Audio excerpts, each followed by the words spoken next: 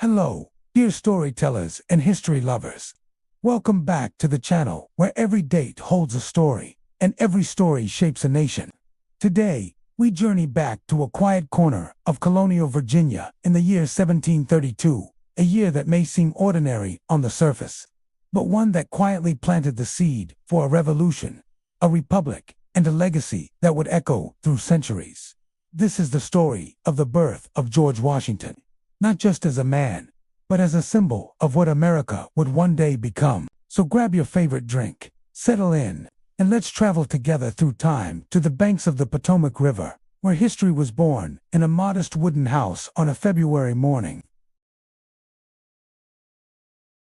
On the 22nd of February, 1732, in a simple farmhouse nestled along Pope's Creek in Westmoreland County, Virginia, a baby boy drew his first breath. His name was George Washington. The house built by his father, Augustine Washington, was unassuming. Clap bores a steep roof, and surrounded by tobacco fields that stretched toward the horizon. Nothing about the setting hinted at the monumental role this child would one day play in the founding of a new nation. Virginia in 1732 was a British colony, part of an empire that spanned the globe. Life revolved around agriculture, hierarchy, and loyalty to the crown.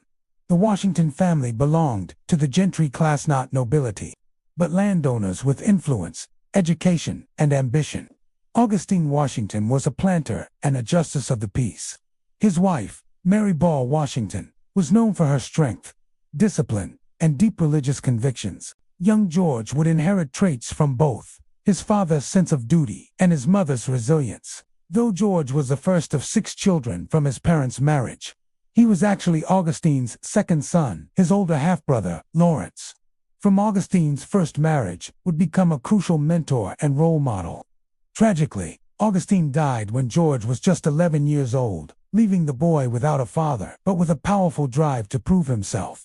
Education in Colonial Virginia wasn't formal for most boys. Beyond basic reading, writing, and arithmetic, George never attended college like some of his future revolutionary peers, Jefferson or Madison, but he was diligent, curious, and practical. He studied mathematics, learned surveying, a valuable skill in a rapidly expanding frontier, and devoured books on manners, ethics, and military tactics. In fact, as a teenager, he copied out 110 rules of civility and decent behavior in company and conversation, a testament to his lifelong pursuit of self-improvement and decorum. His early career took him into the wilds of the Virginia frontier. As a young surveyor, he mapped lands in the Shenandoah Valley, gaining first-hand knowledge of the territory that would later be contested between colonists and Native American nations and, eventually, between Britain and France. These experiences shaped his understanding of leadership, geography, and the fragile balance of power in North America. By his early 20s, George's path turned toward military service, when tensions flared between Britain and France over control of the Ohio River Valley. Virginia's governor sent the tall, composed, and already respected Washington as an envoy to deliver a message to the French.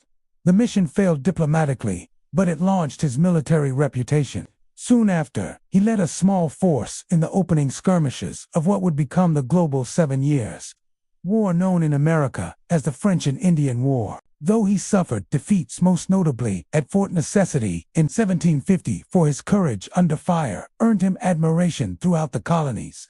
Yet Washington grew disillusioned with British military hierarchy. Despite his competence, colonial officers like him were treated as inferior to even the lowest-ranking British regulars. That sting of inequality would linger, subtly feeding the growing sense among colonists that they deserved equal standing within the empire. After the war, Washington returned to civilian life. He married Martha Custis, a wealthy widow, in 1759, and settled into the life of a Virginia planter at Mount Vernon, a beautiful estate overlooking the Potomac that he expanded and cherished. For the next 15 years, he focused on farming, managing enslaved laborers, a painful contradiction in a man who would later champion liberty, and serving in the Virginia House of Burgesses. He lived the life of a gentleman farmer, yet remained deeply engaged in public affairs. But the world was changing. Across the Atlantic, Britain, burdened by war debt, began imposing taxes on the American colonies first, the Sugar Act, then the Stamp Act, then the Townshend Acts. What began as grumbling over taxation without representation soon swelled into organized resistance. Washington, though initially cautious, became increasingly convinced that British policies threatened colonial rights and liberties. By 1774, he was wearing his militia uniform to meetings of the Virginia legislature, silent signal of his readiness to defend those rights by force if necessary. That year, he was chosen as a delegate to the First Continental Congress in Philadelphia. There, among men like John Adams, Samuel Adams, and Patrick Henry, Washington stood out not for fiery speeches, but for his quiet dignity, military experience, and unwavering commitment to unity. When the Revolutionary War erupted in 1775, the Second Continental Congress needed a commander-in-chief for the fledgling Continental Army. Many factors contributed to Washington's selection: his military background, his ability to unite northern and southern colonies, and perhaps, above all, his character.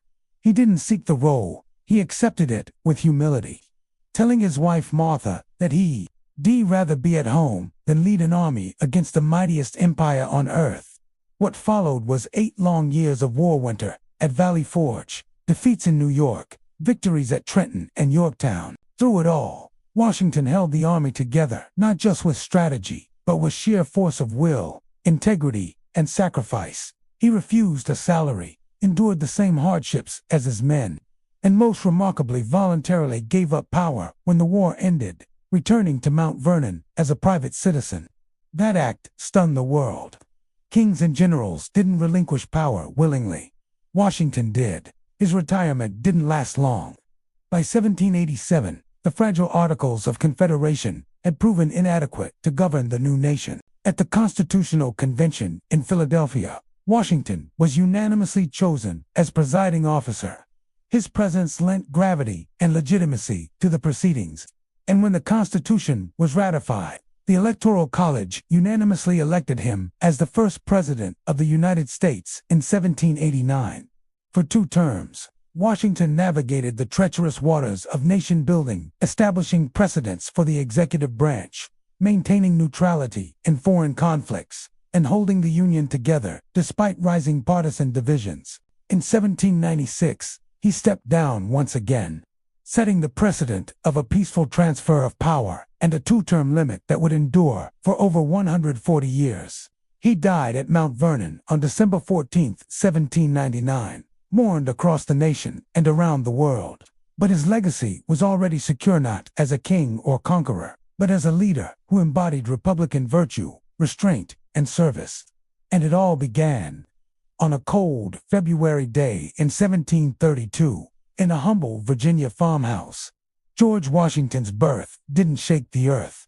No trumpets sounded, no prophecies were spoken, but in that quiet moment, a future was set in motion, one that would see 13 fractious colonies forge themselves into a united country, guided by principles of liberty, self-governance, and the belief that leaders serve the people, not the other way around. And so, dear friends, we return from our journey through time, not just to remember a man, but to reflect on the ideals he came to represent. George Washington was far from perfect. He was human, flawed, and shaped by his era. Yet his choices, especially his repeated willingness to surrender power, helped define the very soul of American democracy. If you enjoyed this story, please give it a thumbs up. Share it with a fellow history lover, and subscribe for more tales from the past that shape our present. Every date has a story, and I'm honored to tell them with you. Until next time, keep wondering, keep learning, and never stop listening to the whispers of history. Goodbye for now, and thank you for watching.